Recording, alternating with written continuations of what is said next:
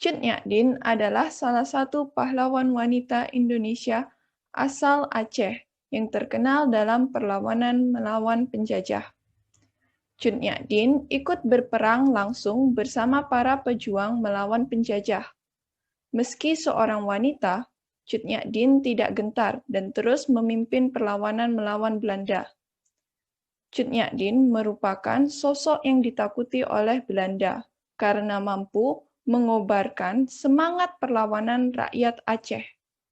Pada usia 12 tahun, Cut Nyak sudah menikah dengan Teuku Cek Ibrahim Lamnga, putra dari Ule Balang Lamnga 13 pada tahun 1862.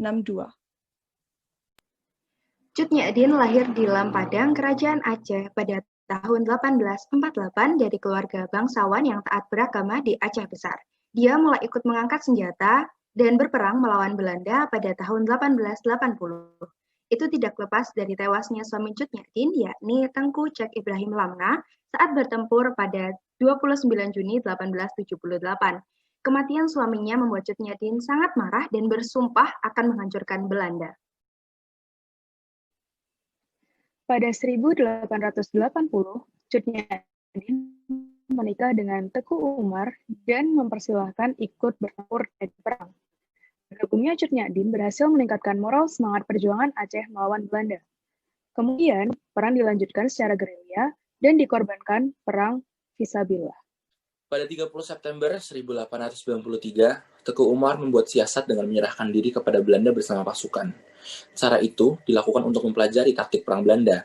Namun itu membuat rakyat Aceh marah dan menganggap Teku Umar sebagai pengkhianat karena telah bekerja sama dengan Belanda.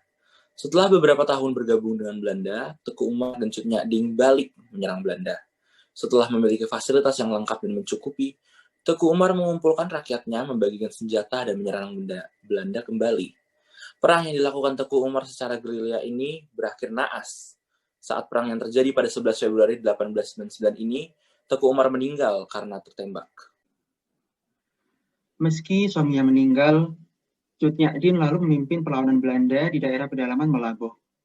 Dengan kondisi Cut Nyak semakin rentan, matanya mulai rabun dan terkena encok. Ditambah sumber makanan yang tidak pasti karena benar-benar telah habis dan jumlah pasukan yang juga berkurang.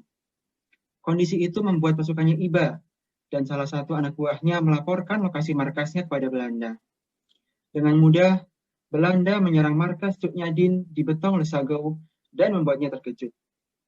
Mereka tetap berperang mati-matian, tetapi berhasil digagalkan oleh pasukan Belanda. Cut Nyak pun akhirnya tertangkap, sementara anak Cut Nyak bernama Cut Gambang berhasil melarikan diri ke hutan. Setelah ditangkap, Cut Nyak kemudian dibawa ke Banda Aceh. Di Banda Aceh, Cut Nyak sempat mendapatkan perawatan untuk penyakitnya. Bahkan, penyakitnya seperti rabun dan encok pun berangsur-angsur sembuh. Dibuang setelah ditangkap dan mendapatkan perawatan. Cut Nyak selanjutnya dibuang atau dipindahkan ke Sumedang, Jawa Barat. Pemindahan tersebut dilakukan karena Belanda merasa ketakutan dan khawatir. Karena kehadirannya akan menciptakan semangat perlawanan bagi rakyat Aceh. Apalagi masih banyak pejuang-pejuang Aceh yang belum tunduk dengan Belanda. Di Sumedang, ditahan bersama tahanan politik Aceh lain, pada 6 November 1908, Cut Nyak meninggal karena usianya yang sudah tua. Cut Nyak dimakamkan di daerah pengasingan. Bahkan makam Cut Nyak baru ditemukan pada tahun 1959. Dan pada 2 Mei 1962, Presiden Soekarno melalui SK Presiden RI nomor 106 tahun 1964 diangkat menjadi pahlawan nasional. Kau tahu, geliatmu waktu itu, ketika aku belum lahir, bahkan bangsaku pun belum lahir. Nafasmu beraroma darah. Darah mereka yang mengangkatkan kakinya di bumi pertiwi. Keringatmu tercium seperti bau melati. Wangi menyayat setiap irisan kebebasan yang kami raungkan. Aku tahu, geliatmu saat ini, ketika aku sudah lahir, bahkan bangsaku pun sudah hampir mati. Nafasmu beraroma darah. Darahmu sendiri mengalir dari tikaman bangsaku. Keringatmu tercium seperti bau Kamboja. Wangi meninggalkan bumi sendiri.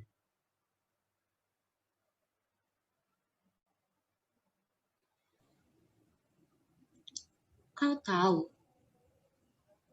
kau dulu kubutuhkan, sekarang kau kubuang. Kau dulu kuagungkan, sekarang kau kunistakan.